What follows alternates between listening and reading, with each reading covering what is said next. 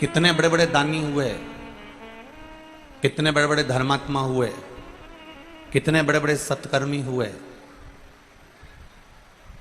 दानियों में भी गिनती होती है राजा कर्ण की। एक गिनती राजा कर्ण की हो रही है। अर्जुन को एक बार क्रोध आ गया। अर्जुन ने कहा बताओ, मैं भी तो इतना दान करता हूं, मैं भी तो इतना पुण्य करता हूं, मैं भी इतना सत्कर्म करता हूं, फिर दानियों में मेरा नाम क्यों नहीं आता, राजा कर्ण का नाम क्यों आता है? ये राजा कर्ण का नाम आखिर दानियों में कर्ण का ही नाम क्यों आता है? मैंने भी तो इतना दान करा, मैंने भी तो इतना पुण्य करा, मैंने भी तो इतना सत्कर्म करा, मैं भी तो इतना दान देता हूं। अर्जुन कहते हैं कि मैंने जिंदगी में जितना दान दिया शायद राजा कर्ण ने नहीं दिया होगा, मैंने जितना धर्म करा शायद राजा कर्ण ने नहीं किया होगा। जब इतना दान, इतना धर्म, इतना पुण्य, इतना सत्कर्म अर्जुन कर रहे हैं कि मैंने करा, फिर दान वीरों में मेरी गिनती क्यों नहीं है?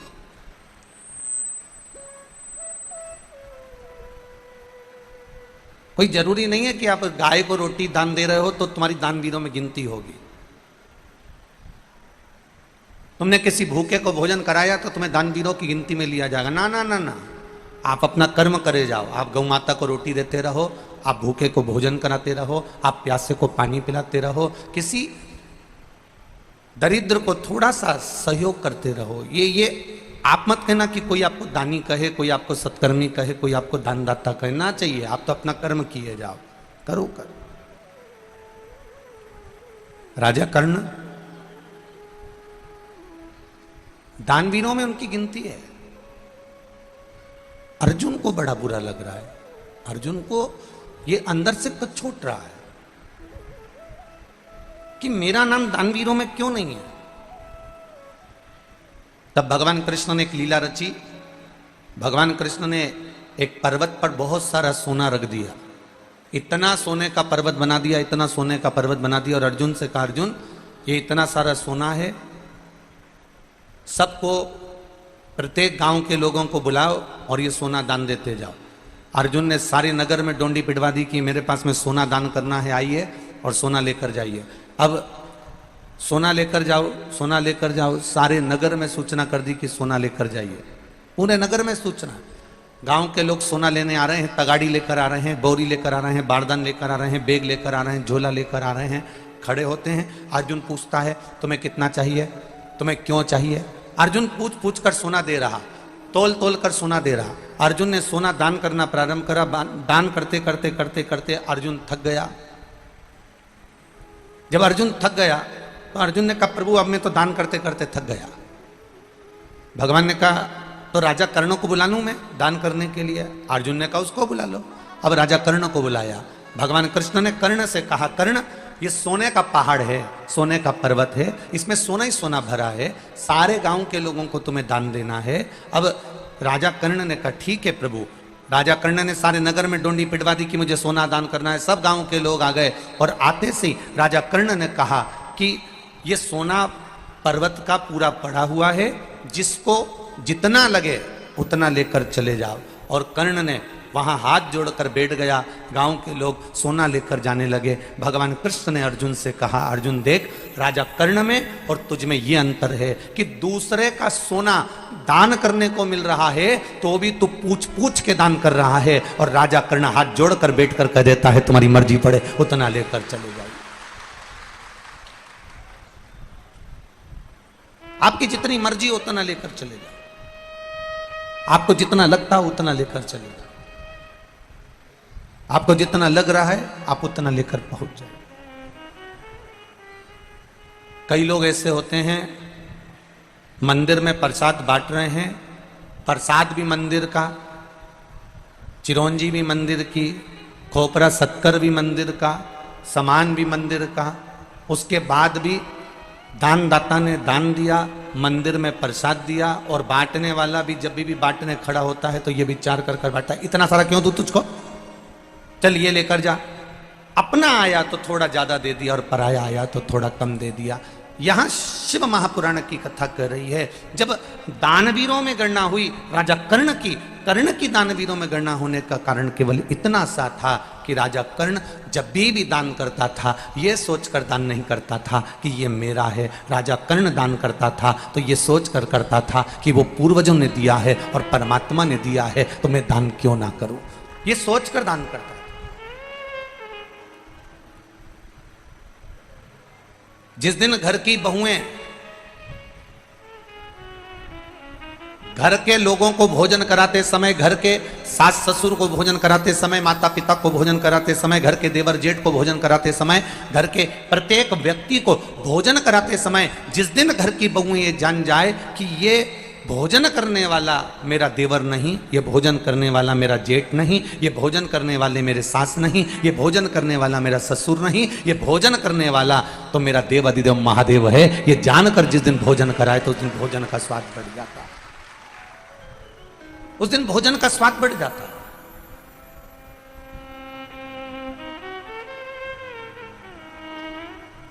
जरा विचार करिए, पहले के नियम को जरा उठाकर देखिएगा, थोड़े से पहले के नियम को उठाइए। माताओं की एक थोड़ा सा अन्न घर में आता है, उसके भी हिस्से कर दिए जाते हैं, अन्न के हिस्से। एक अन्न कटोरी भर के चिड़िया को चले जाता है, एक अन्न का भाग चींटी को चले जाता है, एक अन्न का भाग मछली को चले जाता है, एक अन्न का भाग हमारे काम आता है, एक अन्न का भाग किसी अतिथि के काम आता है, एक अन्न का भाग किसी को दान के काम आता है। पर आज लोगों की जो सोच है, आज लोगों का जो विचार है, आज लोगों की जो दृष्टि है, वो विचित्र हो गई। वो स्वयं के लिए ढूंढ रहा है, वो स्वयं के लिए पाना चाहता है।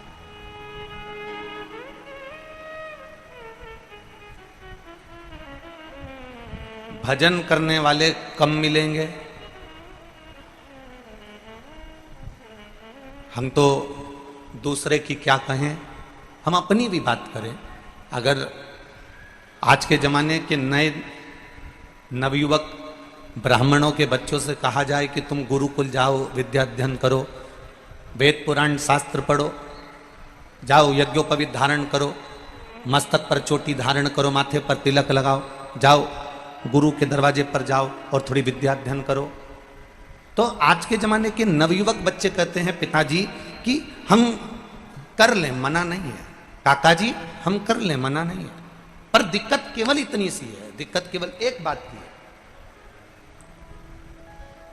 ये नवयुवक बच्चे संस्कृत पढ़ने को तैयार हैं, ये नवयुवक बच्चे पूजन करने को तैयार हैं, ये नवयुवक बच्चे मंदिर में सेवा करने को तैयार हैं, ये नवयुवक बच्चे भगवान का गुणगान करने को तैयार हैं। पर कारण केवल एक पड़ता है कि ये नवयुवक बच्चे जब सत्कर्म की ओर, धर्म की ओर अग्रण्य होते हैं तो कुछ लोग अपने ही ऐसे होते हैं जो इन बच्चों को, सत्कर्म करने वाले बच्चों को बार बार टॉर्चर करते हैं, हंसते हैं, उपहास करते हैं, जिसके कारण ये बच्चे उस सत्कर्म की लाइन को ना पकड़कर कहीं गलत लाइन की ओर चले जाते हैं।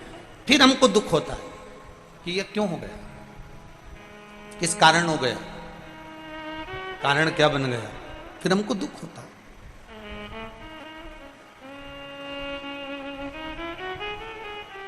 राजा कर्ण दानवीर है, राजा हरिश्चंद्र दानवीर हैं। पर शिव महापुराण की कथा कह रही है कि इन दानवीरों की लिस्ट में एक दानवीर बड़ा विचित्र है, जिसकी बराबरी दुनिया का कोई दानवीर नहीं कर सका।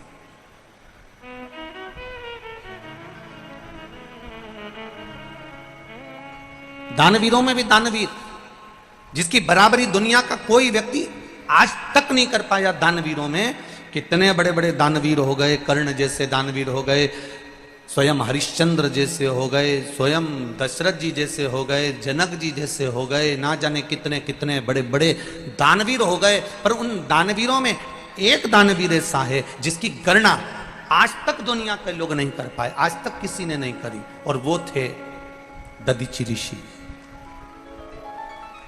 केवल एक, क्या नाम है उनका, जम के बोलो जरा, दधीचि ऋषि।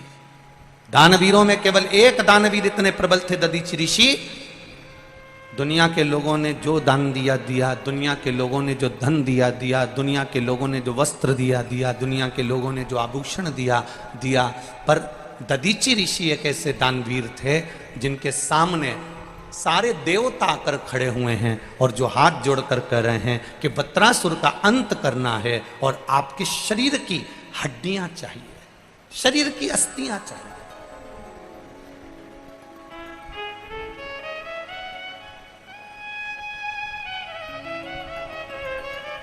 आपके शरीर की केवल अस्थियां दे दीजिए। इंद्र को भी संकोच हो रहा था दधीचि ऋषि से अस्थियां मांगने में। इंद्र को भी संकोच हो रहा था दधीचि ऋषि से उनकी हड्डियां मांगने में। क्यों?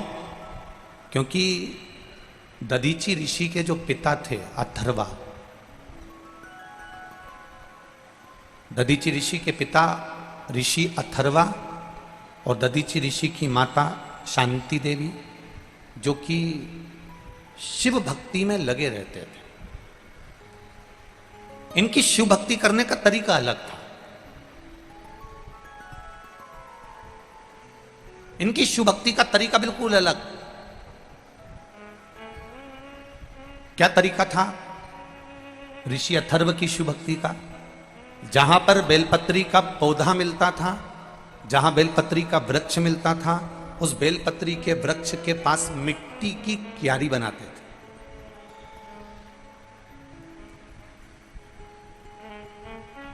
और मिट्टी की क्यारी बनाकर, आप लोगों ने देखा होगा, कभी कभी आप लोगों ने भी ऐसा करा होगा कि जो पौधा होता है, पौधे के आसपास थोड़ी थोड़ी सी मिट्टी इकट्ठी करके चारों तरफ से उसकी क्यारी बना लेते हो, चारों तरफ से उसकी क्यारी बना लेते हो। पर ऋषि अथर्व का एक नियम था कि जो ये, जैसे आप समझिएगा, जैसे ये थोड़ा सा माला आप लोगों ने ऐसी रखी और बीच में एक पौधा है और वो पौधा यहां पर है और उसके आसपास में मिट्टी चारों तरफ से लगाई, बीच में थोड़ी जगह छोड़ दी, जलाधारी जैसी। पर ऋषि अथर्व, दधीचि ऋषि के पिता, पौधे को रखकर, ये पौधा है और इसके आसपास में जो क्यारी बनाते थे, वो क्यारी पूरी चारों तरफ से पैक नहीं करते थे। ऋषि अथर्व क्या करते थे कि उस क्यारी को पैक करने की जगह पौधे के आसपास गोल क्यारी बनाई और क्यारी बनाकर एक छोटी सी जगह छोड़कर ऐसी लंबी जगह वहां से छोड़ देते थे। जैसे आप लोग मट्टी का जो पार्थिव का जो शिवलिंग बनाते हो ना, पार्थिव शिवलिंग, तो पार्थिव शिवलिंग बनाते समय क्या करते हो, नीचे की जो जलाधारी है उसको बनाते हो, बना के थोड़ा लंबा कर देते हो, जलाधारी जैसा, जलाधारी जैसा लंबा कर दिया। तो दधीचि ऋषि के पिता ऋषि अथर्व जलाधारी की जैसे ही आकृति बनाते थे बेलपत्री के पेड़ के आसपास, जहां बेलपत्री का पौधा होता था, जहां बेलपत्री का वृक्ष होता था, जहां बेलपत्री का पेड़ लगा होता था, उसके आसपास क्यारी बनाकर थोड़ी सी जगह छोड़ देते थे।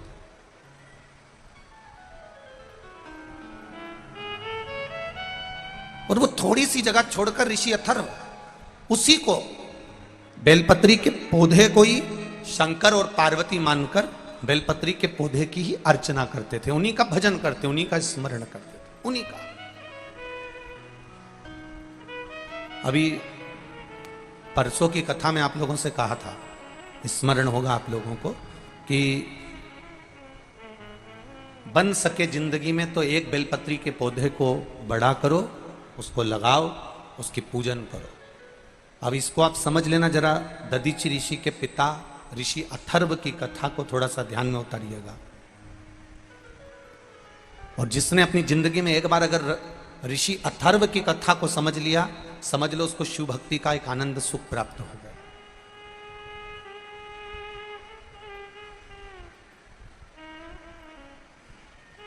दो चीजें बड़ी पुण्यप्रद होती हैं। एक, किसी वृक्ष के आसपास क्यारी बनाकर उसमें जल देना। दूसरा, घर में अगर तुलसी का पौधा है, तुलसी का पौधा अगर घर के अंदर विराजमान है, तो उस तुलसी के पौधे को जब बहुत तेज गर्मी पड़े, बहुत तेज धूप पड़े, बहुत तेज गर्मी पड़ने लगे, तो उस तुलसी के पौधे को कोई वस्त्र से या कोई छांव की जगह पर या ठंडी जगह पर उसको ले जाकर रखना, ये दोनों चीजें बड़ी पुण्यप्रद होती हैं, दोनों पुण्यवान होती हैं।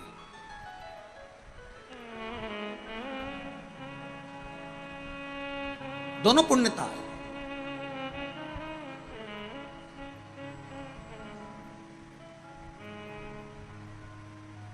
शिव कथा कर रही है,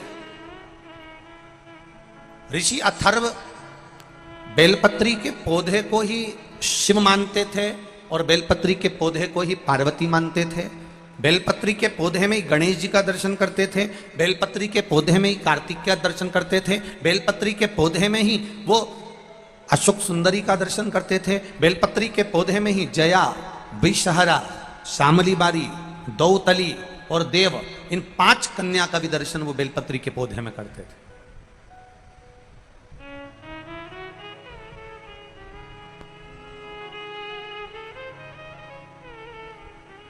जिस बेलपत्री के पौधे में, जिस बेलपत्री की पत्ती में कीड़े द्वारा छेद कर दिया जाता था, कीड़े द्वारा छेद कर दिया जाता था, उस बेलपत्री के पौधे के पास में ऋषि अथर्व सुंदर क्यारी बनाकर उसकी पूजन करना प्रारंभ कर देते और इतनी पूजन ऋषि अथर्व करते थे, इतनी पूजन करते थे, इतनी आराधना करते थे कि उस बेलपत्री के पौधे में जितने कीड़े लगे हुए थे वो भी भगवान की भक्ति में डूब जाते थे और कीड़े उस बेलपत्री के वृक्ष को छोड़कर दूसरे वृक्ष की ओर चले जाते थे। इतना भक्ति का बल बढ़ जाता था।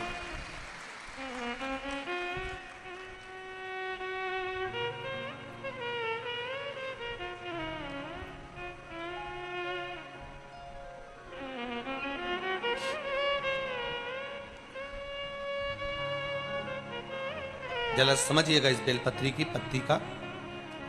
आप लोग जितने लोग भी टीवी के माध्यम से देख रहे हैं या जितने लोग आस्था चैनल के माध्यम से, फेसबुक यूट्यूब के माध्यम से, और जितने लोगों को नजदीक से अगर ये बेलपत्री ना दिखे तो आप लोग एलईडी के माध्यम से इसका स्मरण करिएगा जरा। ये बेलपत्री की पत्ती है। इस बेलपत्री की पत्ती में धोने के बाद भी, साफ करने के बाद भी अगर बेलपत्री की पत्ती में कहीं चक्र रह जाता या बेलपत्री की पत्ती में नीचे गदा रह जाती है, डूठ रह जाता, और वो डूठ वाली, वो चक्र वाली बेलपत्र यदि हम समर्पित करते हैं तो उसका पुण्यता हमारे खाते में नहीं आता।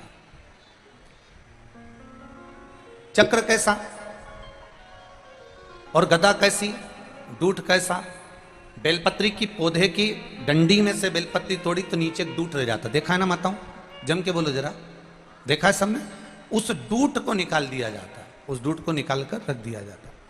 अब चक्र की स्थिति क्या रहती है कि बेलपत्री का जो पौधा होता है उस पौधे में किसी किसी पत्ते में एक जैसे कागज रहता है, और कागज में एक चने का दाना रख दो और चने का दाना रखकर कागज को दबा दो तो उसमें फुंसी जैसा एक भाव उत्पन्न हो जाता है। कभी कभी आप लोगों ने देखा होगा, उसमें उभरा हुआ भाग उत्पन्न हो जाता है। जिस बेलपत्री के पत्ते में, जिस बेलपत्री के पत्ते में कहीं उभरा हुआ सा भाग अगर नजर आता है, जैसे दाने जैसा अगर नजर आता है, या बेलपत्री का पत्ता नीचे से एक बिंदु जैसा उचक कर सामने आ जाता है तो वो चक्र माना जाता है, वो बेलपत्री शिव को समर्पित नहीं करी जाती। और यहां तक शिव महापुराण की कथा कर रही है, अगर आपके पास में नूतन कोई बेलपत्र नहीं है, आप किसी जगह से बेलपत्र लेकर नहीं आए हो, बेलपत्र आपकी थाली में नहीं है, पूजन की थाली में नहीं है, शिव महापुराण यहां तक कहती है कि शंकर भगवान पर चढ़ी हुई बेलपत्र उठाओ, उसको धो और वापिस उसको हाथ में लेकर देवाधिदेव महादेव से अपने हृदय की बात कहकर वो बेलपत्र वापिस शिव जी को समर्पित कर दो। शिव उसको स्वीकार कर ले, शंकर उसको स्वीकार कर ले। शंभु शरणे मांगू घड़ी दुख काटो, दया करी दर्शन आपो। विनय निवेदन कर। ऋषि अथर्व दधीचि ऋषि के पिता शिव जी की आराधना करने के लिए बेलपत्री के पौधे के पास में मिट्टी की क्यारी बनाते हैं और उसके सामने थोड़ी सी जलाधारी बनाते हैं। बेलपत्री के पौधे की पूजन में लगे रहते हैं, उसकी आराधना में लगे रहते हैं, उसकी सेवा में लगे रहते हैं। और सेवा करते करते करते करते करते करते एक बार उनकी धर्म पत्नी शांति देवी ने उनसे प्रश्न किया।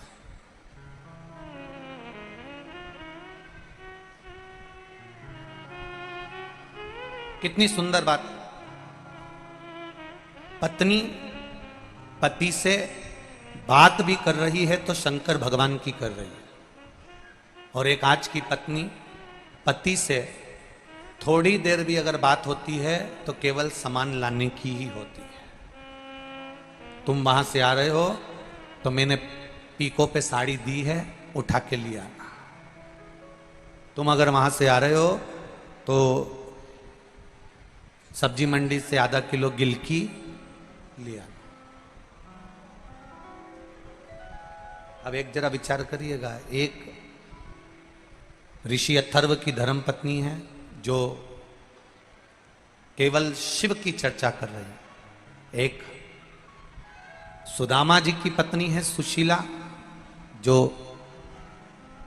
केवल द्वारकाधीश की चर्चा कर रही है, एक अर्जुन की धर्म पत्नी है द्रौपदी जो केवल भगवान कृष्ण की चर्चा कर रही है, एक पांडवों की माता कुंती जो बार बार भगवान कृष्ण की चर्चा कर रही है। संपूर्ण विश्व में वो नारी धन्यवाद की पात्र है, संपूर्ण विश्व में वो नारी सबसे ज्यादा धन्यवाद की पात्र होती है जो अपने पति से, अपने परिवार वालों से थोड़ी देर राम कृष्ण और शिव की चर्चा करती है, वो धन्यवाद की पात्र।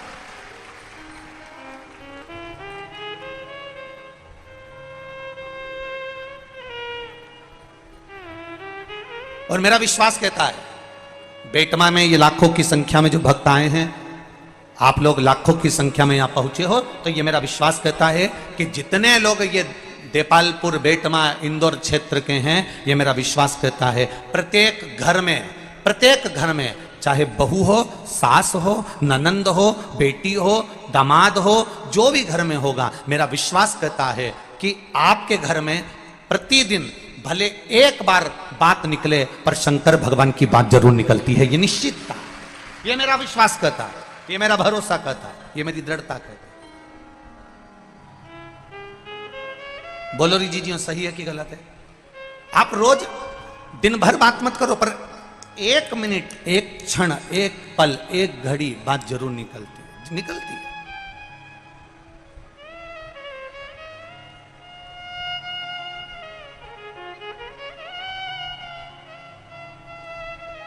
और हम तो हमेशा कहते आए, आज फिर कह रहे हैं,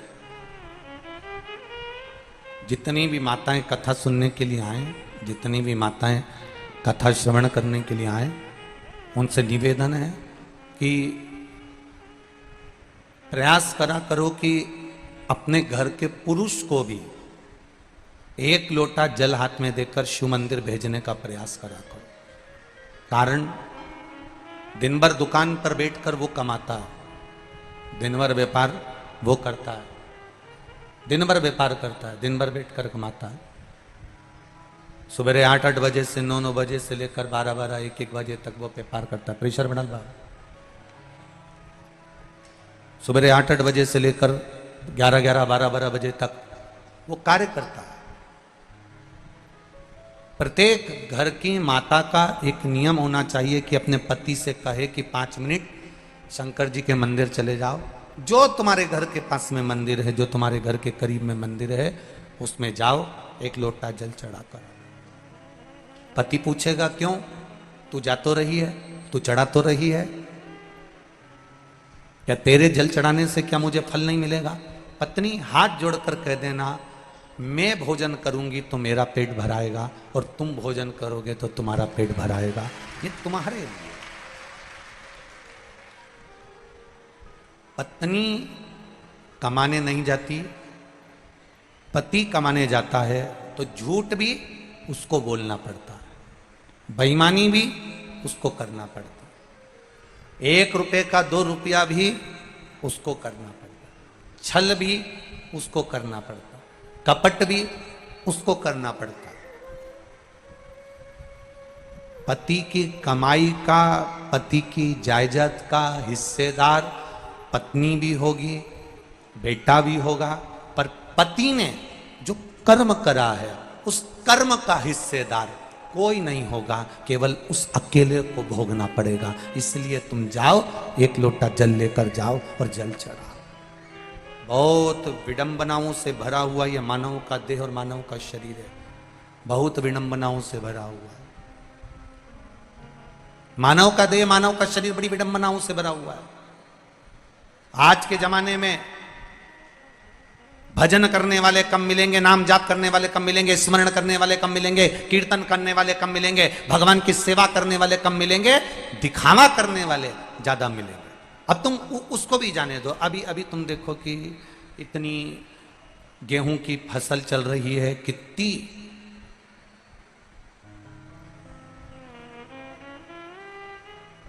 पहले के समय में ये गेहूं काटने की, चना काटने की मशीन नहीं होती थी। बोलो री जी हाँ, बोलो बोलो जम के बोलो, ईमानदारी से। होती थी क्या? नहीं। पहले के समय में गेहूं काटने वाले मिल जाते थे, पहले के समय में चना काटने वाले मिल जाते थे। आज के जमाने में गेहूं काटने वाले, चना काटने वाले नहीं मिलते हैं, पर गला काटने वाले ढेर मिल जाते हैं।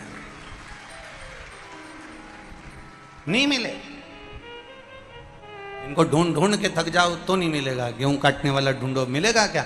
अरे साहब बहुत महंगा मिल रहा है, अब की बार गेहूं काटना बड़ा भारी पड़ रहा, चना काटना बड़ा भारी पड़ रहा। तो लोगों ने मशीन लगा दी कि मशीन से काट दो साहब, मशीन से काट दो। उन्हें मशीन लगा। गेहूं चना काटने वाले कम मिलेंगे, पर लोगों का गला काटने वाले, अपशब्द कहने वाले, गाली देने वाले, आड़ा टेढ़ा कहने वाले, कोई चढ़ रहा है ऊपर की ओर, उसका पांव खींचकर नीचे लाने वाले, उसको अपशब्दों पे अपशब्द कहने वाले, कोई उन्नति की ओर आगे बढ़ रहा है, कोई धर्म की ओर आगे बढ़ रहा है, कोई सनातन धर्म की ओर आगे बढ़ रहा है, कोई भगवत भजन की ओर आगे बढ़ रहा है। आज के जमाने में गेहूं काटने वाले मिले चाहे ना मिले, चना काटने वाले मिले चाहे नहीं मिले, पर आज के जमाने में दुनिया को काटने वाले, सनातन धर्म को काटने वाले, कहीं भगवत भजन करने वाले को काटने वाले बहुत मिलेंगे। कोई घर का बेटा सुंदरकांड में जा रहा है तो माता पिता को बुरा लगता है, कोई घर का बेटा भगवत भजन में जा रहा है, घर के लोगों को बुरा लगता है। घर का, अरे जाने दो, कई कई घरों में तो ये हालत है कि पति अगर रोज रामायण में चले जाए, पति रोज सुंदरकांड में चले जाए, पति अगर रोज भगवत भजन में चले जाए, तो पत्नी का मुंह भगोना हो जाए। कहां गए थे? केवल सुंदरकांड सुंदरकांड सुंदरकांड, केवल रामायण रामायण रामायण, केवल शिवपुराण शिवपुराण शिवपुराण। तो बाबा जोगी बन जाओ ना। काय को आते हो रात को घर? क्यों आते हो इतनी रात को 2-2 बजे घर? और वही पति सुंदरकांड में नहीं जाए, रामायण में नहीं जाए, और जगदम्बा को घुमाने के लिए आइलैंड ले जाए, जगदम्बा को घुमाने, तो फिर पत्नी इतनी खुश, तुरंत सिर पे पल्लू मल्लू डाल के। अब समझ में आया कि उसको उसमें अब उसको सुख मिल रहा।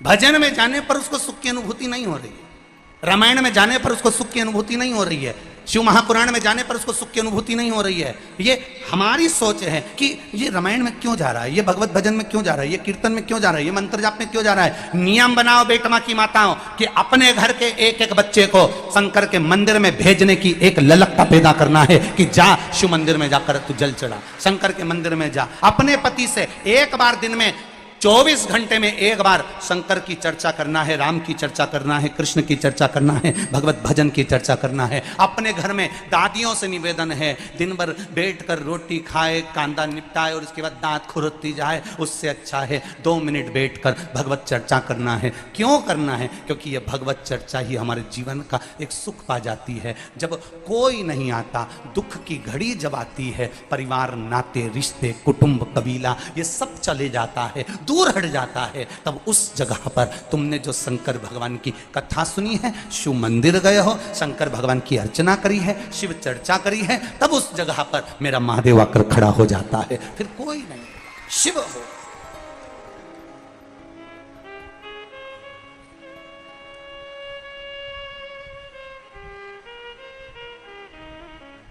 केवल शिव, उसके सिवाय कोई नहीं।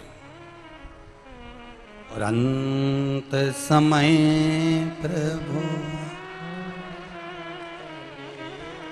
वचन दिया तो आए ना आए प्रभु कुटुंब कबीला, अंत समय प्रभु आना पड़ेगा, वचन दिया तो निभाना पड़ेगा। अंत में कोई नहीं आएगा, तब वो खड़ा मिलेगा। एक पत्र आया है, यही अंत समय का, देखिए कोई नहीं आएगा तब वो आएगा।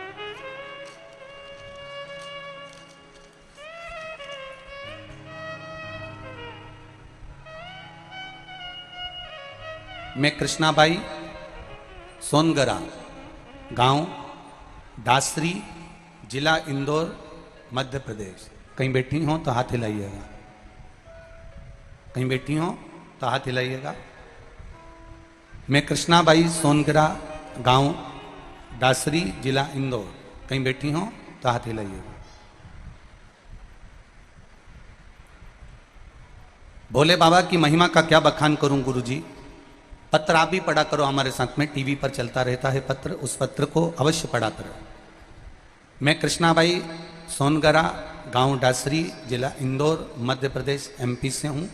भोले बाबा की महिमा का क्या बखान करूँ गुरुजी। मेरा 13 महीने की बच्ची का अचानक पेट दर्द हुआ। हम इंदौर डॉक्टर के पास ले गए और डॉक्टर ने बच्ची का पेट देखकर सोनोग्राफी का रिपोर्ट में बच्ची के पेट में आते उलझी हुई बता दी। डॉक्टर ने तुरंत ऑपरेशन का कहा और ऑपरेशन बड़ा होना था, चीरा भी लगना था और बड़ी आंतों को सुलझाना था। डॉक्टर ने कहा था पूरी आंतें बाहर निकालना पड़ेगी और आंतें बाहर निकालने के बाद फिर उसको सुलझाया जाएगा। हम लोग बड़ी चिंता में पड़ गए। 13 महीने की बच्ची है, इसका इतना बड़ा ऑपरेशन करा देना और आंतों को बाहर निकल कर सुलझाना, ये तो बड़ा कठिन काम है। बाबा से प्रार्थना करी क्या करा जाए। हॉस्पिटल में ही हम उस बच्ची को ऑपरेशन के लिए डॉक्टर कह रहा था, वही पास में कोई कंपाउंडर खड़ा हुआ था और वो कहता है कि एक काम करो, मौका मिल जाए तो सीहोर किसी को भेजकर रुद्राक्ष बुलवा, उस रुद्राक्ष का जल देना चालू करो। हमने सीहोर रुद्राक्ष मंगवाया और रुद्राक्ष का जल पानी में गलाया, शिव जी को देना प्रारंभ करा। शंकर जी को चढ़ाते, वो इस बच्ची को 2-2, 4-4 बूंद दे देते। 13 महीने की बच्ची को हमने फिर वी केयर हॉस्पिटल में डॉक्टरों को दिखाया। फिर वापस सिटी स्कैन प्रारंभ हुई। ऑपरेशन की तारीख आ गई। ऑपरेशन पे ले जाने से पहले हमने फिर बच्ची की पुनः जांच करवाई। गुरुदेव, जब वापस सिटी स्कैन करवाया और बाबा की कृपा किसको कहते हैं गुरुदेव, डॉक्टर की जब रिपोर्ट वापस आना चालू हुई, पहली रिपोर्ट में तो डॉक्टर ने कहा कि इसका ऑपरेशन होगा। फिर दूसरी बार उसको वही रुद्राक्ष का जल दिया, फिर वापस जांच कराना प्रारंभ करी और डॉक्टर ने दूसरी और तीसरी रिपोर्ट में कह दिया अब इसको ऑपरेशन की जरूरत नहीं है, ये ठीक हो गई है।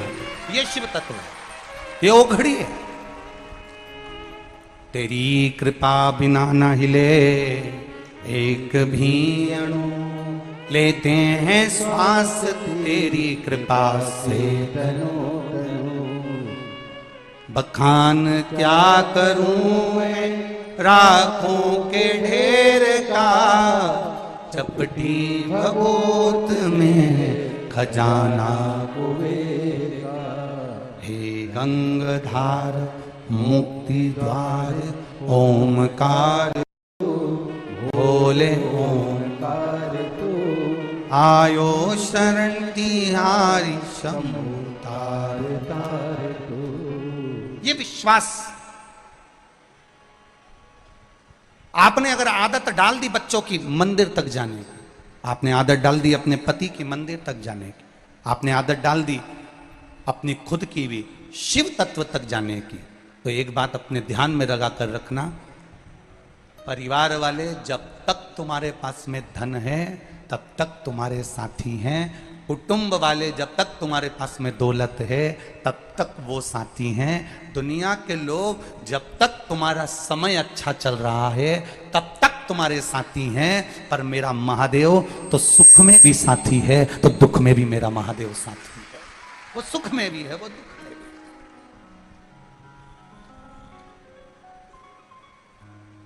है। वो एक लाइन आप लोग गुनगुनाते रहते हो ना, जब कोई नहीं आता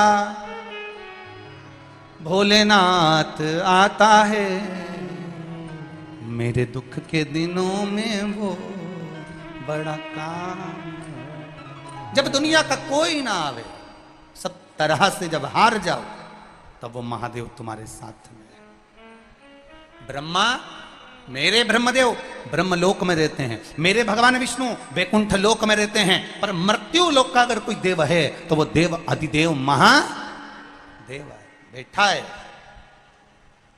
ब्रज भूमि में भगवान कृष्ण पधारे तो महादेव जी से निवेदन करा, मैं ब्रज में आ रहा हूं, क्या आप वहां नहीं आओगे? भगवान कहने लगे, आप चिंता मत करो, हर पल पल में शिव आपको ब्रज में मिलेंगे। कभी भूतेश्वर, कभी गोपेश्वर, कभी यमुनेश्वर, कभी चकलेश्वर के रूप में ब्रज की भूमि में मेरे महादेव विराजमान हो गए। जब वेंकटेश भगवान तिरुमाला के शिखर पर आए तो उन्होंने देवाधिदेव महादेव से कहा कि मैं पृथ्वी पर आ रहा हूं, मैं तिरुमाला के शिखर पर आ रहा हूं, क्या आप मुझे नहीं मिलोगे? शंकर भगवान कहते हैं, आप तिरुमाला पर बैठना, मैं कपिलेश्वर के रूप में जमीन पर नीचे बैठकर तुम्हारी रक्षा करने वाला बैठा हूं।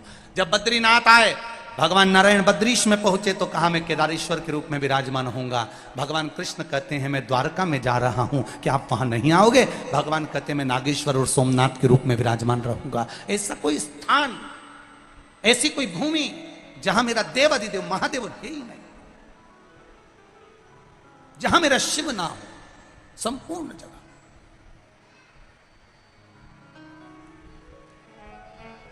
करो प्रयास,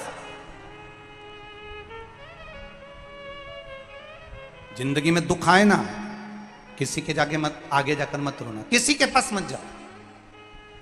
जीवन में दुख आए, किसी के पास जाकर रोने की जरूरत नहीं है। पति ने कह दिया, सास ने कह दिया, ससुर ने कह दिया, बहू ने ये कह दिया, नातेदार ने कह दिया, रिश्तेदार ने कह दिया, किसी से मत कहो कि मेरे जीवन में ये दुख आन पड़ा।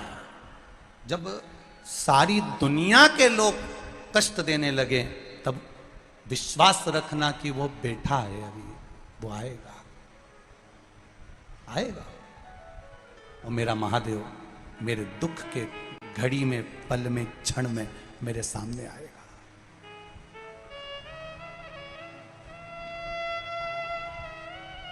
अपन पहले भी कथा में काज फिर कह रहे हैं, बच्चा रोता है तो कह देते हैं बाबा आया, बच्चा चुप हो जाता है।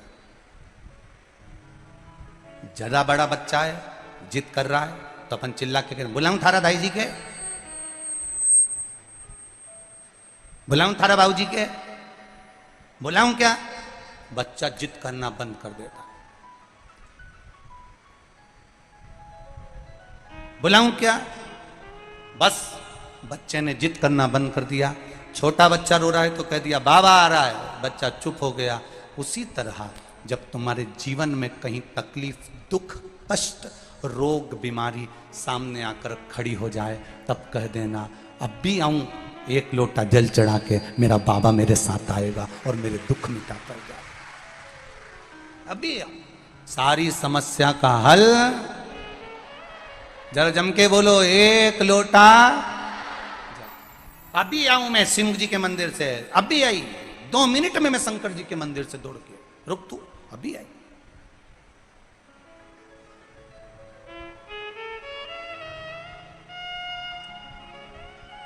एक पत्र आया है, कल की कथा में लिखा उसने,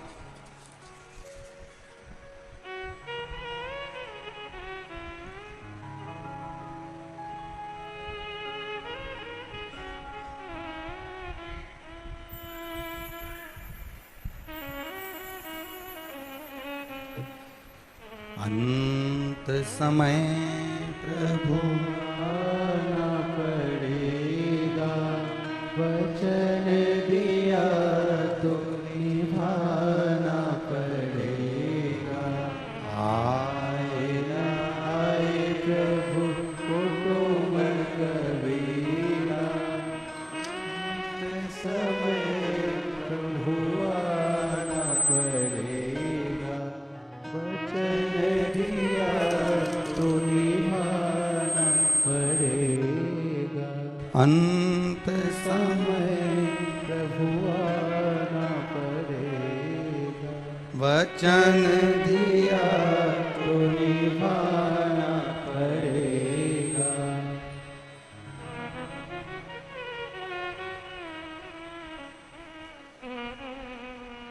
मैं उमा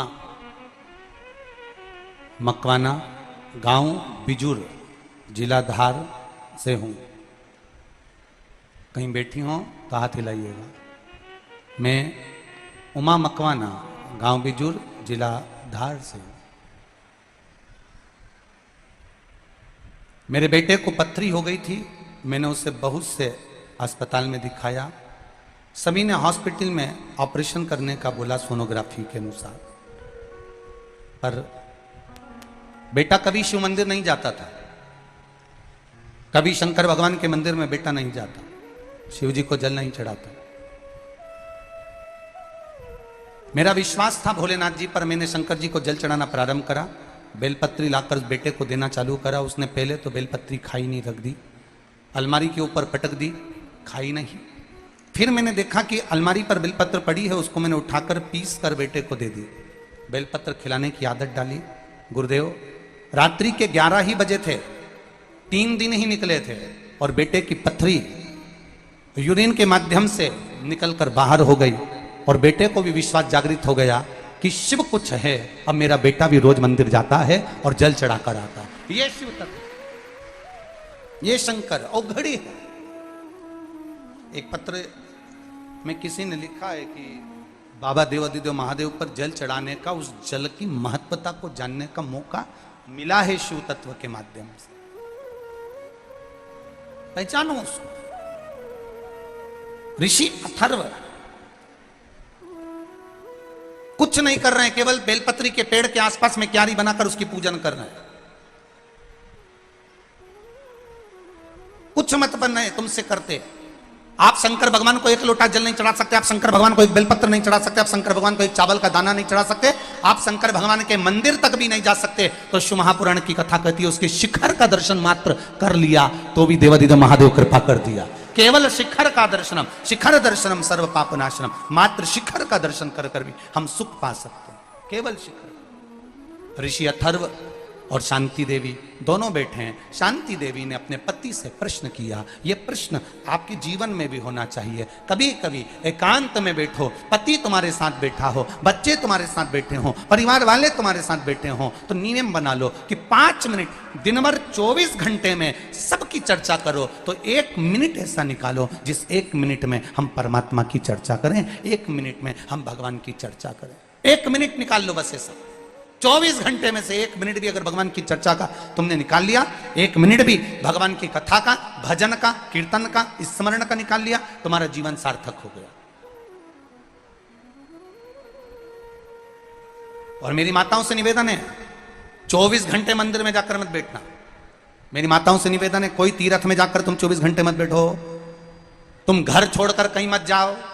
मेरी माताओं से निवेदन है, कितना भी झगड़ा हो जाए, घर में कितनी भी लड़ाई हो जाए, तो भी तुम अड़के बैठी रहना। घर के लोग के तेरे बाप के घर जा, तेरे पिता के घर जा, तो भी तुम अड़के के देना, नहीं जाऊंगी मैं तो यहीं छाती पे मुंह डालूंगी, नहीं जाऊंगी। नहीं जाना तो नहीं जाना, बस इतना सा निवेदन है। अपना घर, अपना परिवार, अपना कुटुंब, अपना घर छोड़कर कहीं नहीं जाना।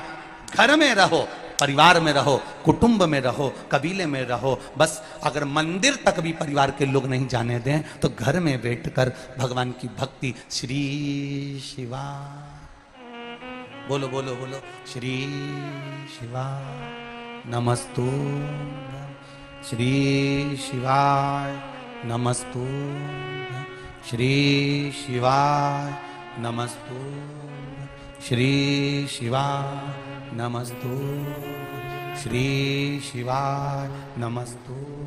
बीच में जब जब तुम्हें समय मिल जाए, तो भोजन बना रही हो, श्री शिवाय नमस्तु, कपड़े धो रही हो, श्री शिवाय नमस्तु, जिस कार्य में लगी हो उस कार्य में भगवत भजन में लगे रहो, उस कार्य में तुम भगवत कीर्तन में लगे रहो, स्मरण में लगे।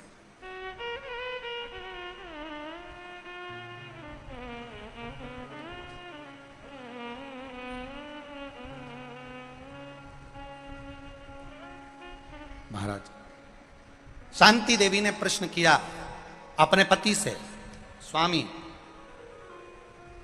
निवेदन एक, जिस बेलपत्री के वृक्ष की आप पूजन कर रहे हो, जिस बेलपत्री के वृक्ष की आप आराधना कर रहे हो, क्या इस बेलपत्री के वृक्ष में से क्या महादेव प्रकट हो सकते हैं? क्या बेलपत्री के वृक्ष में से गौरी शंकर प्रकट हो सकते हैं?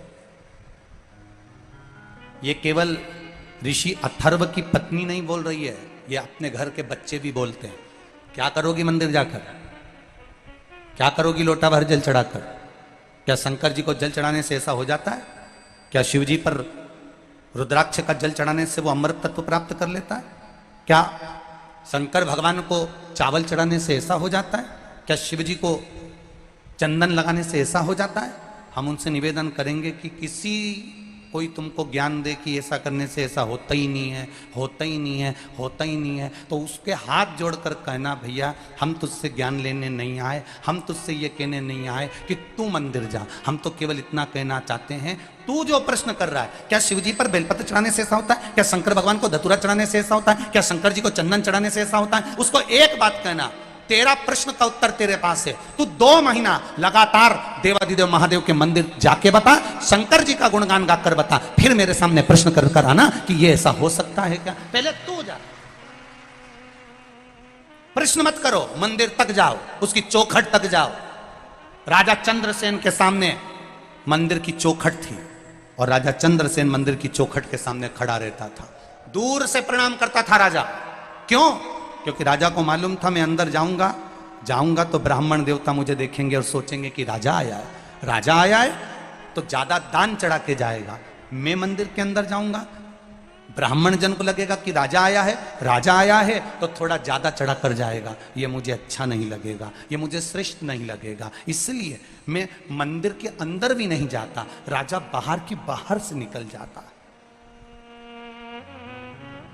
मेरे को देखकर मंदिर में विराजमान किसी जीव के हृदय में कहीं लोभ जागृत ना हो जाए। मंदिर में भी एक बात इस व्यासपीठ से कहना चाहेंगे, कभी मौका मिले जीवन में, जो लोग शिव जी के मंदिर जाते हैं, शंकर भगवान का गुणगान गाते हैं, जो शिव मंदिर में जाकर रोज दिया लगाते हैं, धूप बत्ती लगाते, अगरबत्ती लगाते, तो पूजन करते हैं, उनसे इतना सा निवेदन जरूर करूंगा कि किसी लोभवश हमें भगवान की आराधना नहीं करना। हमें तो आराधना करना है कि देवादिदेव महादेव हमारे हैं और हम महादेव के। बस समय आया,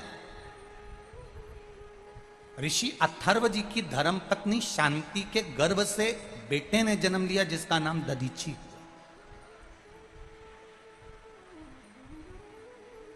दधीची कौन? जिसने संपूर्ण जीवन में केवल जनमानस के कल्याण का कार्य किया, संपूर्ण विश्व में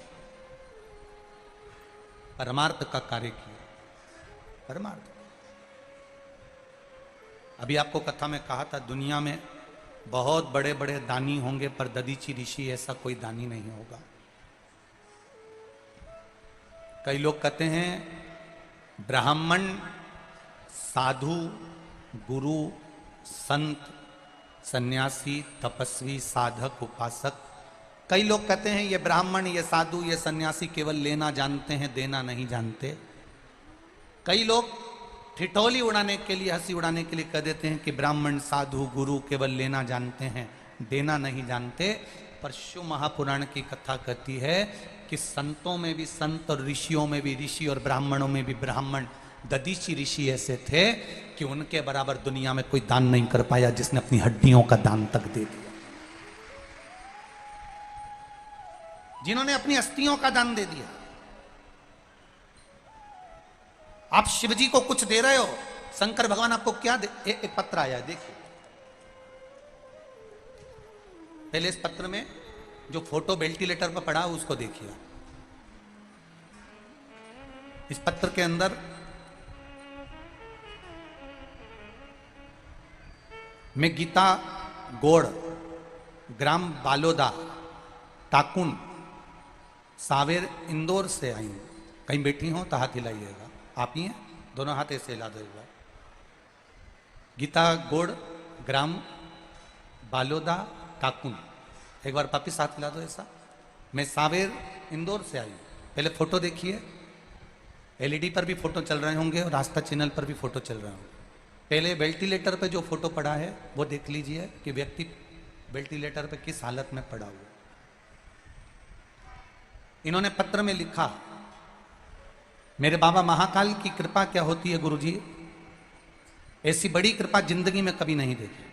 मेरे मामा जी अर्जुन सिंह जी बीसा खेड़ी वाले के दोनों बाल खराब हो गए थे, किडनी काम करना बंद कर दी थी, किडनी भी डैमेज हो गई, बाल भी खराब हो गए, शरीर में कोई हलचल नहीं थी। इनको वेंटिलेटर पर पटक दिया।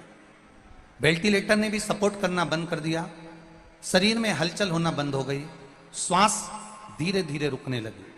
दिसंबर 2022 की 9 से 15 तारीख तक 5 दिन तक मेरे मामा जी वेंटिलेटर पर पड़े रहे। डॉक्टरों ने कह दिया था इनका कोई उत्तर नहीं आ रहा है, शरीर में कोई हलचल नहीं है। 5 दिन वेंटिलेटर पर पड़े पड़े हो गए, आप इनको घर ले जाइए, अब इनमें कुछ बचना मुश्किल है। जब हर तरह से बात हो गई तब मेरे पति ने कहा कि तू शिव पुराण सुनती है, चल अपन दोनों शंकर जी के मंदिर चलते हैं। पति में, पुरुष में शिव जी के प्रति इतना प्रेम होना बड़ा कठिन है गुरुजी। मेरे पति ने मुझसे कहा चल शंकर जी के मंदिर। हम लोटा भर के दोपहर के समय शंकर जी के मंदिर चले गए। शिव जी पर हमने जल चढ़ाया, जल उठाया, बेलपत्र को भी लेकर आ गए। हॉस्पिटल में जाकर हमने डॉक्टर से कहा आप बोल रहे हो कि अब ये वेंटिलेटर भी काम नहीं कर रहा, सपोर्ट नहीं ले रहा, अगर इनकी अंतिम समय चल रहा है तो हमको इनके मुंह में थोड़ा सा ये शिव जी का जल डाल दें दो।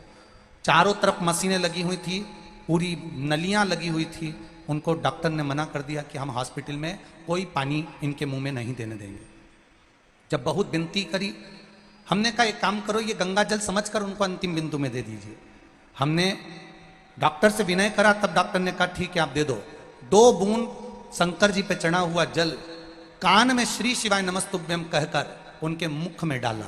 गुरुदेव, उसी के 5 मिनट बाद उनके शरीर में हलचल होना प्रारंभ हो गई और शरीर में हलचल होना प्रारंभ हुआ और दूसरे दिन वेंटिलेटर से हमारे मामा जी को उतार दिया और बाबा की कृपा से जो उनकी किडनी दोनों खराब हो गई थी वो किडनी भी काम करना चालू कर दी। ये शिव तत्व है। मैं अपने मामा जी का दूसरा फोटो लगा रही हूँ जो आप टीवी पर देख रहे हैं कि मेरे मामा जी ठीक होकर वेंटिलेटर से उठकर अपने घर आ गए। ये दोनों फोटो लगाकर उन्होंने भेजा है। श्री शिवाय। बैठिए बहन। हर हर महादेव। ये शिव तत्व है। ओ घड़ी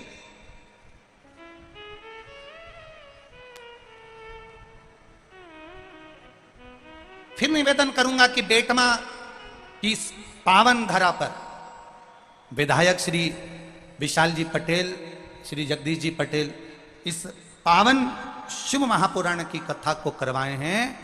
अगर ये कथा बेटमा की गोद में अगर आई है तो बेटमा वालों इससे चूकना मती। 2 कदम चलकर इस शिव महापुराण तक पहुंच जाना, तो वो भी कैलाश छोड़कर तुम्हारे दरवाजे तक पहुंच जाए। चूकना नहीं। और बेटमा क्षेत्र के आसपास के जितने देपालपुर क्षेत्र के भक्त हैं, शिव महापुराण की कथा को सुनने वाले, उनसे निवेदन करूंगा चलकर उसकी चौखट तक जाओ, शिव महापुराण तक जाओ।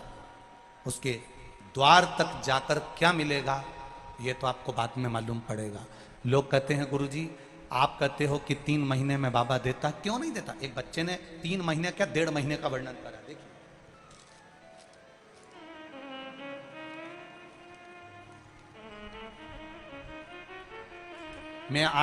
मैं अभिषेक परमार, निवासी बेटमा, इंदौर, मध्य प्रदेश। अभिषेक परमार, कहीं बैठे हो तो हाथ हिला सकते हैं। मैं अभिषेक परमार, मेरी 12वीं की कक्षा क्लास होने के बाद कॉलेज भी गया। फिर मैंने सोचा कि अपना बिजनेस किया जाए।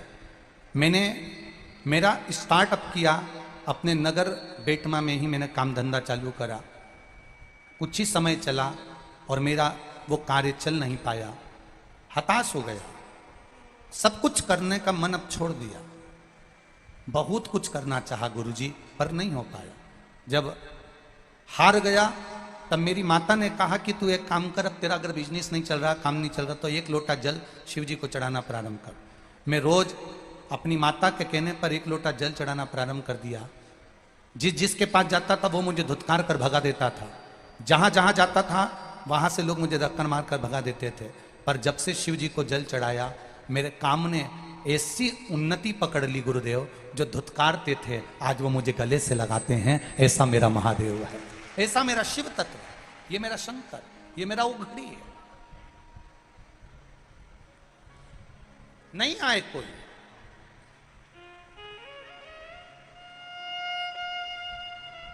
अकेले हो, जीवन का सारा दुख तकलीफ कष्ट रोग बीमारी सब आएगा। जी मनुष्य की देह मिली है, मानव का शरीर मिला है, ये तो सब होना है।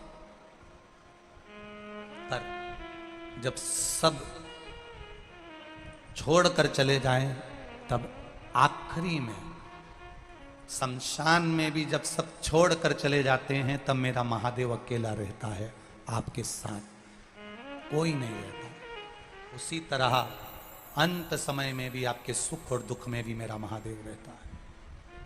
देवी शांति देवी के गर्भ से दधीची ऋषि का जन्म हो गया। दधीची ऋषि जिनको पिता अथर्व ऋषि ने केवल शंकर भगवान की आराधना करना सिखा दिया, केवल शिव की आराधना। दधीची ऋषि के माता पिता ने दधीची ऋषि को शिव मंदिर में जाना सिखाया, शंकर की आराधना करना सिखाया। जितने लोग आस्था चैनल पर कथा सुन रहे हैं, फेसबुक यूट्यूब पर कथा सुन रहे हैं, जितने देव बेटमा की पावन धरा पर कथा सुन रहे हैं, आप हो तब तक अपने घर के बच्चों को भी शंकर के मंदिर जाना सिखा दो, क्योंकि तुम्हारे जाने के बाद महादेव उनका हाथ पकड़ लेगा और उनको पार लगा देगा। कई लोग कहते हैं हमारी माता चली गई कोरोना में, कोई कहता है हमारा पिता चले गया कोरोना में, कोई कहता है एक्सीडेंट में चले गया, अब हमारा कौन बचा है? कौन है हमारा? कौन? और एक ना एक दिन सबको जाना है। अपने बच्चों को सिखाओ, दो पत्थर आपस में बात कर रहे हैं, नदी में पड़े हुए, नदी के तट पर पड़े हुए दो पत्थर आपस में बात कर रहे हैं। दो पत्थर, एक पत्थर दूसरे पत्थर को देख रहा है। एक पत्थर बड़ा चिकना सा, गोल मटोल सा, एकदम चिकना, एकदम सुंदर, चमकदार, बड़ा सुंदर। एक पत्थर बड़ा चिकना है, बड़ा सुंदर है, गोल मटोल है, बड़ा सुंदर। और एक पत्थर बड़ा खुदड़ा सा, बेडोल, खुदड़ा सा है, बेडोल है, उसमें सुंदरता नहीं है, उसमें बहुत चारों तरफ से बेकार लग रहा, खुदड़ा सा। एक चिकना पत्थर है, एकदम गोल मटोल, बड़ा सुंदर, बड़ा चमकदार। और एक पत्थर खुदड़ा सा, बेडोल सा है। खुदड़ा बेडोल पत्थर ने चिकने पत्थर से, गोल पत्थर से, सुंदर पत्थर से कहा, भाई एक बात बता, तू भी नदी में रहता है, मैं भी नदी में रहता हूं, तू भी पानी में रहता है, मैं भी पानी में रहता हूं, पर तू इतना चिकना, तू इतना गोल, तू इतना सुंदर, तू इतना स्वरूप वाला, और मैं खुदड़ा बेडोल बेकार, ऐसा क्यों?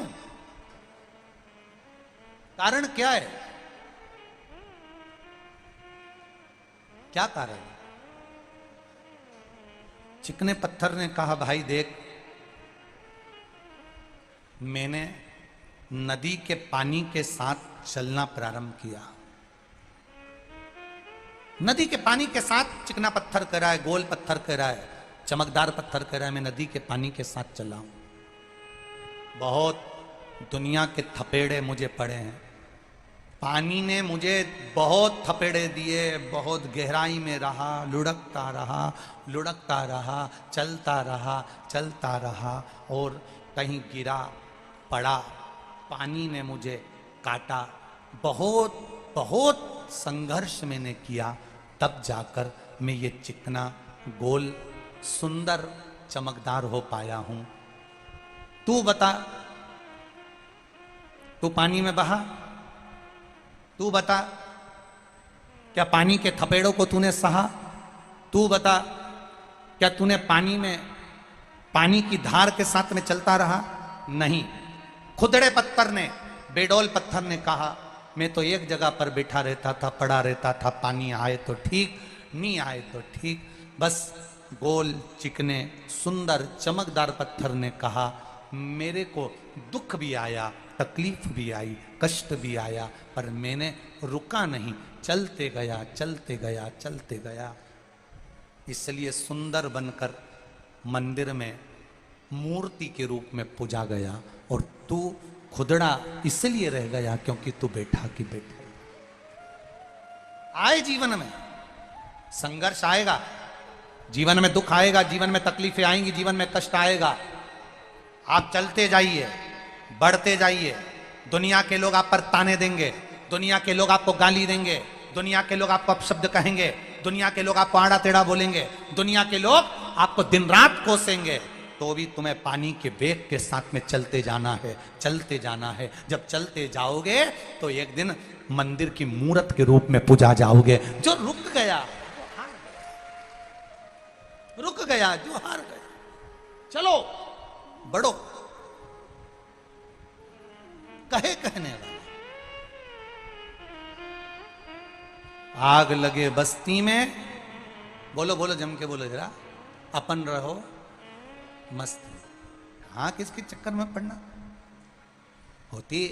एक सास ने एक बहू से कहा सुन, नई नवेली बहू थी, पढ़ी लिखी, शहर की गांव में आ गई।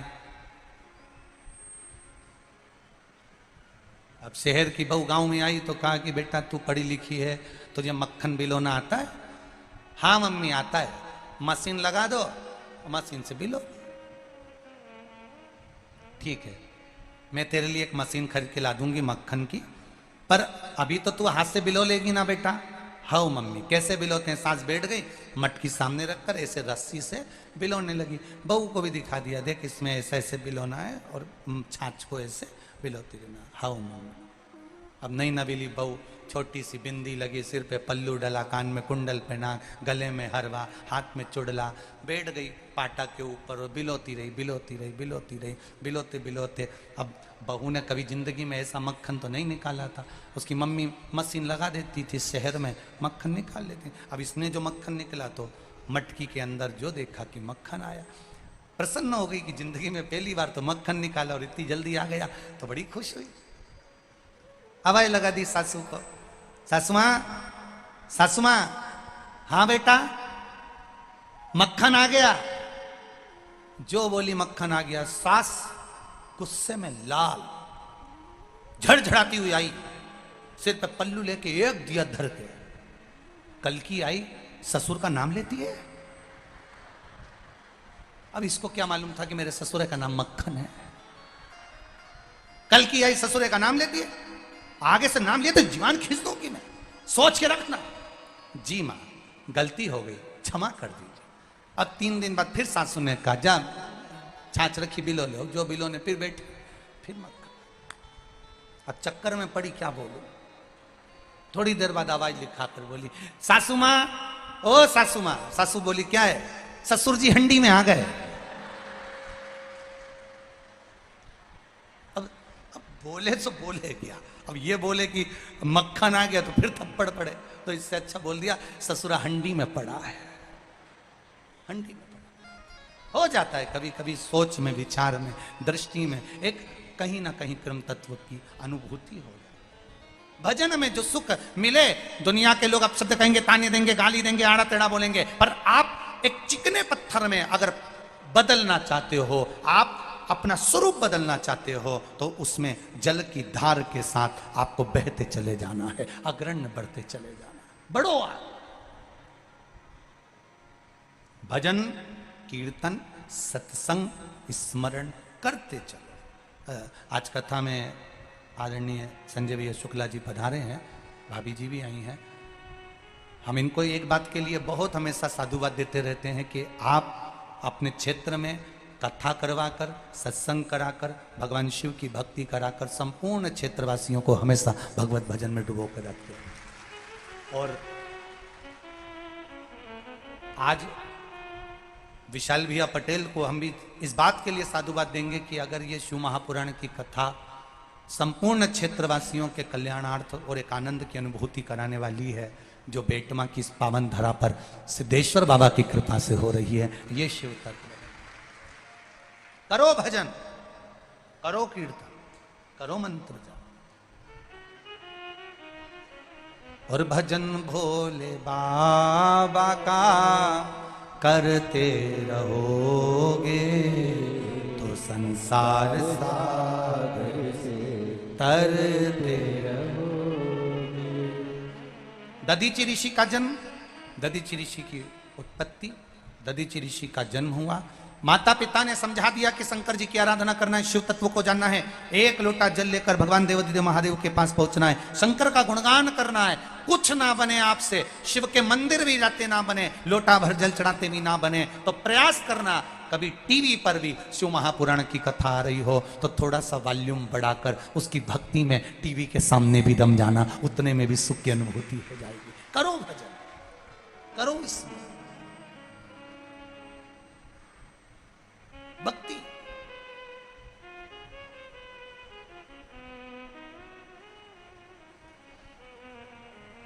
दधीचि बाबा लग गए शिव भक्ति, कुछ ना करते दधीचि ऋषि, संपूर्ण विश्व के कल्याण की कामना करते हैं दधीचि ऋषि। प्रत्येक जीव को सुख देना दधीचि ऋषि ने सीखा। शिव तत्व का सबसे बड़ा लक्षण है, मंदिर में दिया लगाओ ना लगाओ, मंदिर में अगरबत्ती जलाओ ना जलाओ, भगवान के मंदिर में पुष्प चढ़ाओ ना चढ़ाओ, शिव तत्व का सबसे बड़ा लक्षण है मंदिर में दीप लगाओ ना लगाओ, अगरबत्ती जलाओ ना जलाओ, बस इतना काम जरूर करना कि किसी के दुख की घड़ी में आप उसके साथ खड़े मिल जाना, उसके चेहरे पर प्रसन्नता आ जाए, प्रसन्नता। उसकी दुख की घड़ी में थोड़ी देर खड़े रहिए।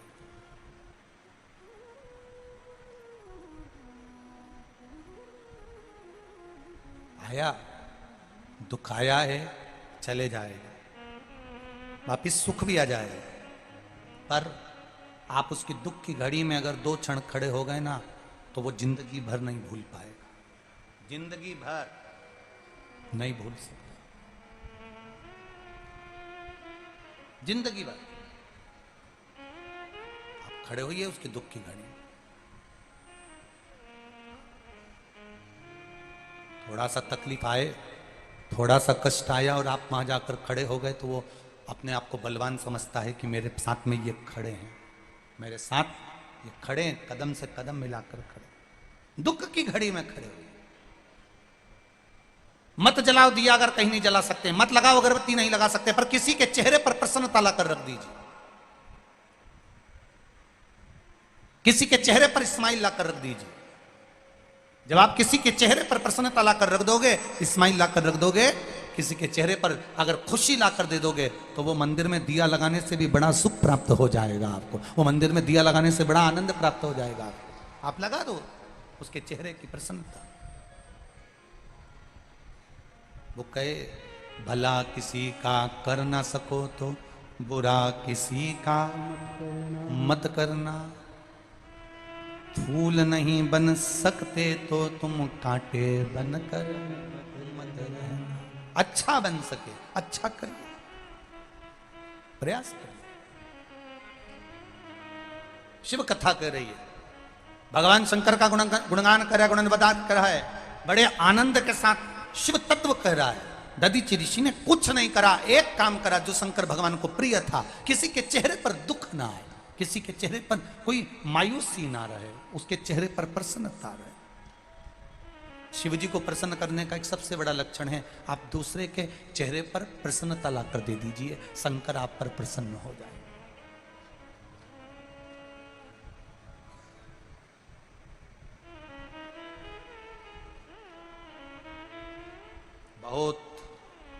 विचित्र संसार है, बहुत विचित्र संसार। आज के जमाने में प्रत्येक व्यक्ति किसी न किसी के पाँव को खींचने में लगा हुआ है। बस खींचने वाला पाँव खींचता रहे, तुम इस हाथ को परमार्थ के कार्य में लगाते रहो, वो पाँव खींचता रहेगा, ऊपर वाला हाथ खींचता रहेगा। लगाते रहो।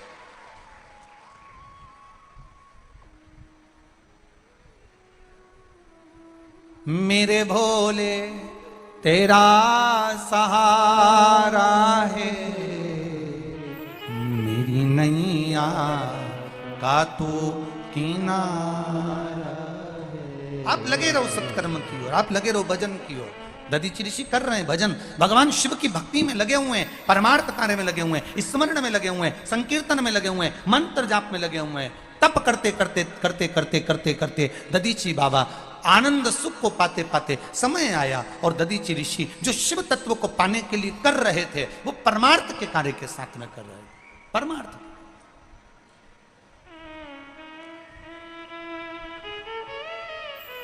दो चीजें होती हैं।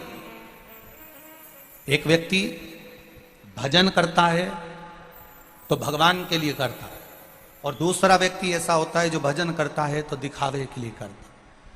शंकर भगवान के मंदिर में जब भी जाना एक लोटा जल चढ़ाने के लिए, तुम ये मत सोचकर जाना कि मुझे कौन देख रहा है, मुझे कौन देख रहा है, ये सोचकर जल चढ़ाने नहीं जाना। शिव जी के मंदिर में जाना तो ये विचार कर कर जाना कि मुझे महादेव देख रहा है और मैं महादेव को देख रही हूं, बस इससे ज्यादा कोई नहीं देख रहा। हमारे भीतर महादेव समाहित हो जाए। आप में से कितने लोग हैं जो घर जाते जाते शंकर भगवान की बात करते करते जाते होंगे? जरा बोलिए, जरा हाथ उठाओ। हैं? घर जा रहे हो, रख लो, जाते जाते भी शिव जी की चर्चा करते जा रहा। आज महाराज जी ने कथा में ये कहा था, आज शंकर जी ने कथा में ये कहा था, आज शिव जी की कथा में हमने ये सुना था। क्यों? जो तुमने खाया, जो तुमने खाया है, जो तुम्हारे अंदर गया है, जो तुम्हारे भीतर गया है, उसकी डकार आना चाहिए। तुमने अगर रोटी खाई तो रोटी की डकार आएगी, तुमने छाछ पी, छाछ की डकार आएगी, तुमने अगर पिज्जा खाया, पिज्जा की डकार आएगी, तुमने बगर खाया, बगर की डकार आएगी, तुमने दही की लस्सी पी, लस्सी की डकार आएगी। तुमने जो खाया डकार वो आना चाहिए। तुमने यहां बैठकर भगवान शंकर का गुणगान गाया तो तुम्हें डकार भी शिव तत्व की आना चाहिए। तुम्हें भजन का एक स्वरूप तुम्हारे सम्मुख में प्रकट होना चाहिए। झूठ बोलने वाला व्यक्ति हमेशा झूठ की डकार लेता रहता है, उसके हर पल झूठ बोले, हर घड़ी। एक सास से एक बार कहीं कथा करने गए थे तो हमने एक बूढ़ी अम्मा से पूछ लिया, क्यों तुम कथा में आ रही हो, तुम्हारी चार चार बहुएं कथा में नहीं आ रही? कई गुरुजी बच्चों की पेपर चल रहे हैं ना, इसलिए बहुओं को फुर्सत नहीं मिल रही। हमने कहा ठीक है। हम दूसरी जगह मिलने के लिए गए, मिलने के लिए गए तो वहां पर बैठे तो उनकी बहू मिल गई। बहू से पूछा, क्यों बेटा तू कथा में नहीं आ रही? कि मम्मी हमेशा मना कर देती, तू कथा में मत जा। अब बताओ, झूठ बोली डोकरी, पकड़ाई में आ गई बहू के मुख से। क्यों ना? झूठ बोलने वाले को झूठ की डकार आएगी, सत्य बोलने वाले को सत्य की डकार आएगी, राम बोलने वाले को राम की डकार। अर्थात जिस भजन में तुम लगे हो, शंकर की भक्ति में लगे हो, शंकर के स्मरण में लगे हो, शंकर के गुणगान में लगे हो, तो वो बार बार उपज कर तुम्हारे भीतर से बाहर प्रकट होगा। तुमने शिव पुराण सुनी, तुम्हारे कानों से अंदर चली गई, तुमने पी ली शिव पुराण को, अंदर उतार लिया, तो बात बात में जैसे ही किसी को तकलीफ हुई तुमने कह दिया शंकर जी के मंदिर चल जा, एक लोटा जल चढ़ा दे, डकार निकल के बाहर, शिव तत्व निकल के बाहर, जा शंकर के मंदिर जा। किसी के यहाँ दुख आया, निकल कर बाहर, एक पत्र आया, देखो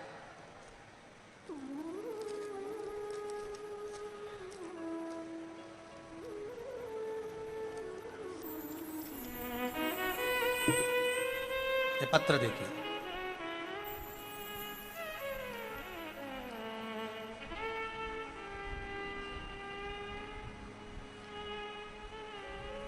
शिवजी राम चौहान, गवली, पलासिया, महू, जिला इंदौर, मध्य प्रदेश से। कहीं बैठे हो तो हाथ हिलाइएगा। शिवजी राम चौहान, गवली, पलासिया, महू, जिला इंदौर। कहीं बैठे हो तो हाथ हिलाइएगा। कहीं बैठे हो। गुरुजी, मेरी छोटी लड़की जिसके घर में 3 लड़कियों ने जन्म लिया, बच्चेदानी की एक ट्यूब उसकी फट गई, बेकार हो गई। डॉक्टरों ने कह दिया कि अब इसको एक भी संतान नहीं होगी और इसको संतान का सुख अब नहीं रहेगा।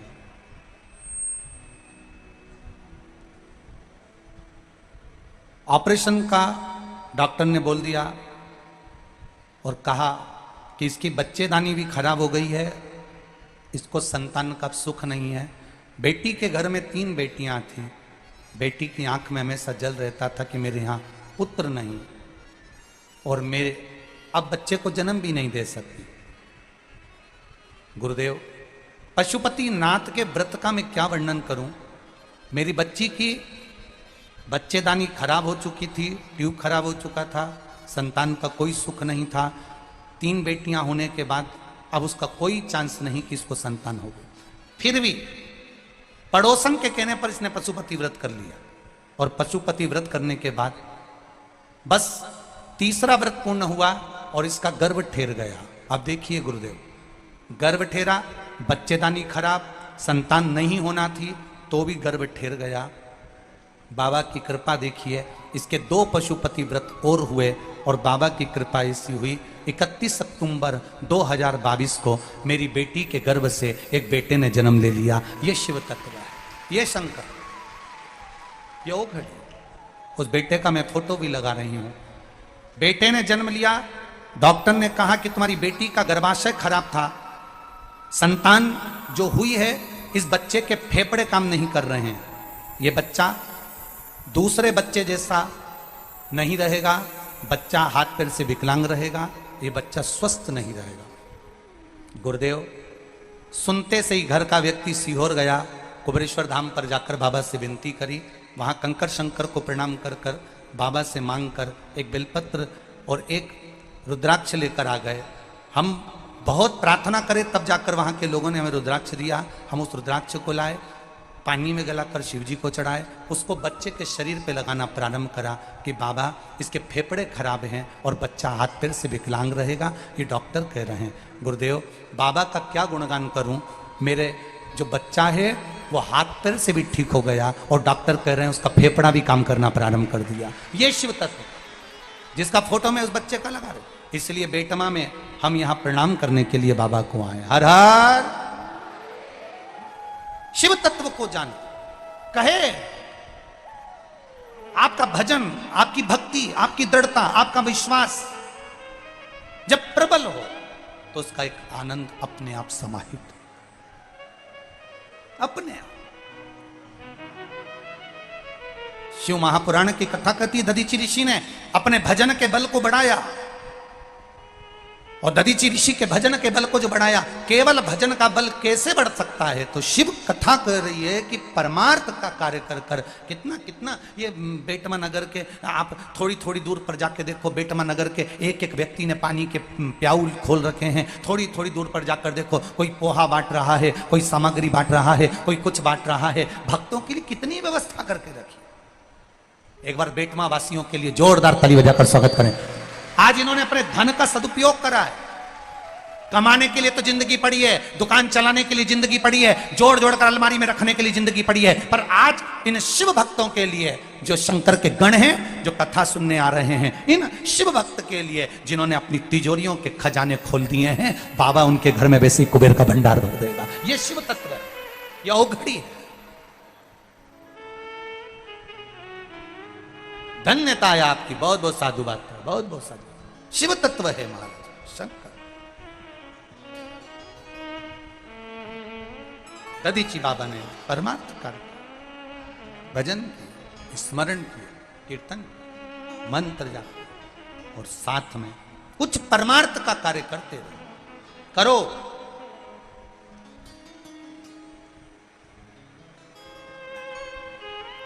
अच्छा लगता है। हम विशाल भैया को देखे कि वो कथा सुनने, कई लोग सोचते होंगे कि भाई कथा सुनने के लिए कम बैठते हैं।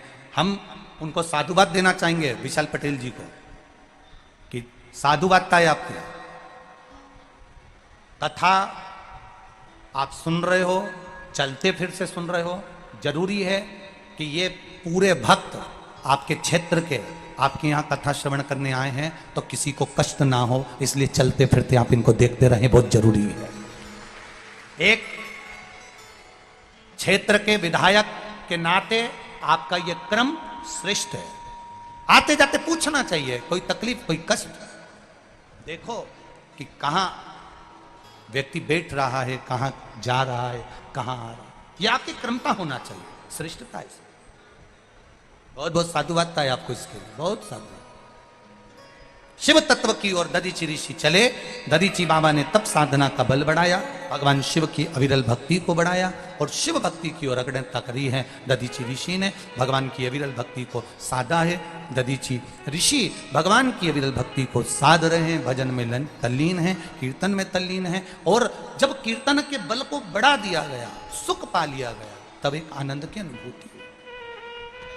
क्या अनुभूति हुई? एक बार दधीची ऋषि ने बेलपत्री के पौधे में, बेलपत्री के वृक्ष में शिव पार्वती का दर्शन किया।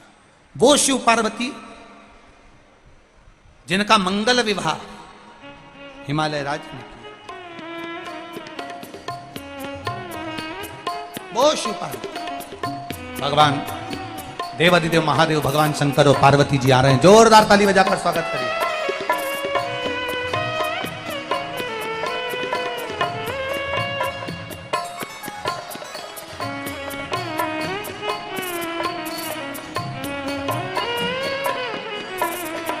जोरदार ताली बजाकर स्वागत करें। भगवान शंकर और पार्वती पधार रहे हैं। मां पार्वती जी भगवान शिव के गले में जयमाला पहना रही हैं।